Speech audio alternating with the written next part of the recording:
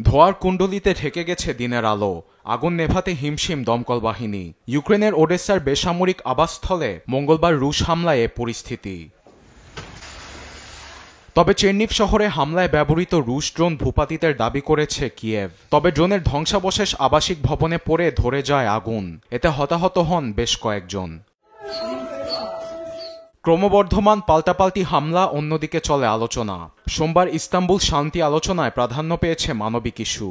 এর মধ্যে কিয়েভের পক্ষ থেকে ৩০ দিনের নিঃশর্ত যুদ্ধবিরতির প্রস্তাব তুলে জেলেনস্কির প্রতিনিধি দল। বন্দি বিনিময় এবং শিশুদের ফিরিয়ে দেওয়ার প্রসঙ্গও উঠে আসে আলোচনায়। আলোচনার পর রুশ কর্তৃপক্ষ ভ্লাদিমির মেদেনস্কি জানান ৬,০০০ ইউক্রেনীয় সেনার মৃতদেহ হস্তান্তরের সম্মতি জানিয়েছে তারা। এরপর ইউক্রেন প্রতিনিধির হাতে যুদ্ধবিরতির একটি খসড়া প্রস্তাব তুলে দেন মেদেনস্কি।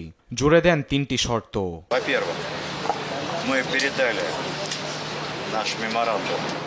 কিভাবে দীর্ঘমেয়াদী শান্তি অর্জন হবে, প্রস্তাবের প্রথমেই আমরা বিষয়টি তুলে ধরেছি। দ্বিতীয়ত, পূর্ণাঙ্গ যুদ্ধবিরতির জন্য যথাযথ পদক্ষেপ নেয়া। সবশেষ ২-৩ দিনের জন্য একদম পূর্ণাঙ্গ যুদ্ধবিরতিতে যাব। আমরা এখানে সব স্পষ্ট করেছি, ইউক্রেন যেন পরিষ্কার ধারণা পায় এ বিষয়টি সামনে এগিয়ে নিতে কাজ করতে পারি আমরা।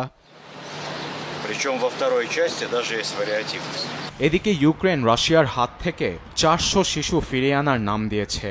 তবে মাত্র ১০ শিশু ফেরতে দেওয়ার প্রস্তাব দিলে ক্ষোভ ঝাড়েন জেলেনস্কি। পুতিন জেলেনস্কিকে এক টেবিলে বসাতে পদক্ষেপ নেওয়া হচ্ছে বলে জানিয়েছেন তুরস্কের প্রেসিডেন্ট এরদোয়ান। আমি চাই ভ্লাদিমির পুতিন ও জেলেনস্কি এক টেবিলে বসুক। সেখানে মার্কিন প্রেসিডেন্ট ডোনাল্ড ট্রাম্পকেও অংশ নেওয়ার আহ্বান জানাচ্ছি। ভবিষ্যতে দুদেশের শান্তি চুক্তিতে পৌঁছালে অনুমোদন পেতে পারে নিরাপত্তা পরিষদে। যুদ্ধের ভয়াবহতা সামনে এনে বিষয়টি জানান জাতিসংঘের মহাসচিবের মুখপাত্র Stephen Dujarric. Arbed Afsar, news desk, Desh TV.